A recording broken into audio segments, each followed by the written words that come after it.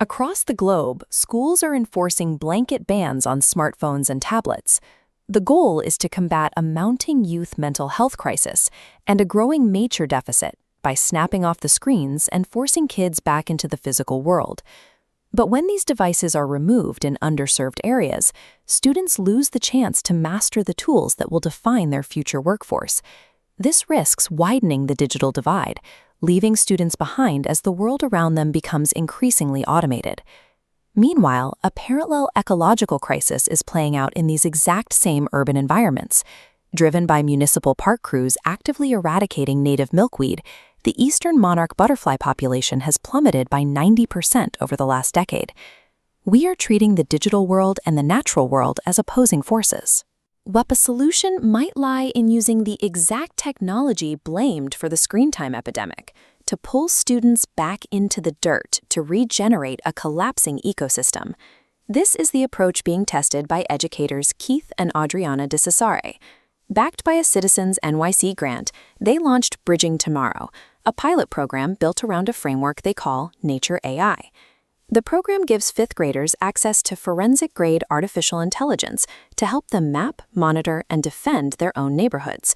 Instead of scrawling, students use tablets to co-design pollinator gardens and generate real scientific data, transforming the device from a distraction into a tool for environmental stewardship. During the first phase of the program, students take their devices outdoors. Relying on edge-based vision AI, they scan plants to map local milkweed habitats, measure botanical health, and identify specific pest pressures right in their own zip codes. But pointing artificial intelligence at biology introduces a massive vulnerability known as the dead salmon phenomenon. This is a documented statistical flaw where AI models find plausible-sounding patterns in raw noise, outputting highly confident yet entirely false biological data. To prevent this, Phase 2 implements a verification protocol called VITA-VQ. When the AI processes an image, it maps visual data against a rigid network of biological rules and GPS provenance, instantly rejecting false conclusions. This mathematical reality check forces the AI to prove its predictions against unyielding physical laws.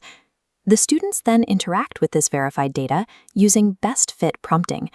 They are taught to assign the AI a role, an audience, and tight constraints, learning to collaborate with the model rather than treating it as a black box. This training forces students to demand verifiable truth and provenance. They learn to interrogate their tools, ensuring that the digital world stays anchored to the physical one. Phase 3 takes that verified digital data and translates it into physical action. Students gather in their school courtyards and use their findings to co-design local pollinator pathways. This quickly moves the work out of the school and into the neighborhood. Parents and children work side by side in the dirt, physically planting the specific milkweed patches they mapped on their devices. The final phase brings the data to the public. During family AI nights, the students take their digital findings and actionable conservation designs and present them directly to community leaders and local policymakers. By translating localized data into tangible gardens, computing becomes a neighborhood-building engine, driving collaboration and helping to restore the urban landscape. At the Inwood Butterfly Sanctuary, these methods helped achieve a 98% monarch caterpillar survival rate, a success that provides the baseline for a much larger citywide rollout. That is the goal of the Wings Without Borders initiative. Running through September 2026, the project aims to establish over 50 interconnected pollinator way stations across this dense concrete grid.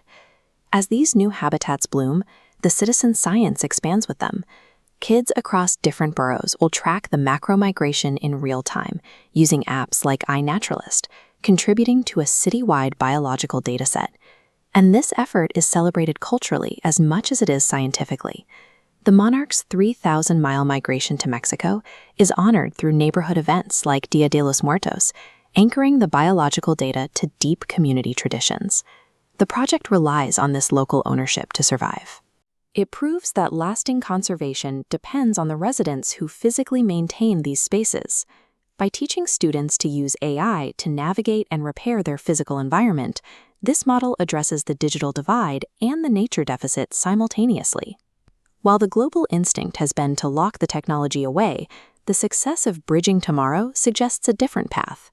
When used ethically, a high-tech intervention can directly amplify a high-touch human connection with nature. Teaching children empathy for the natural world eventually fosters empathy for one another. It ensures the students building tomorrow's artificial intelligence are firmly grounded in the realities of the physical world.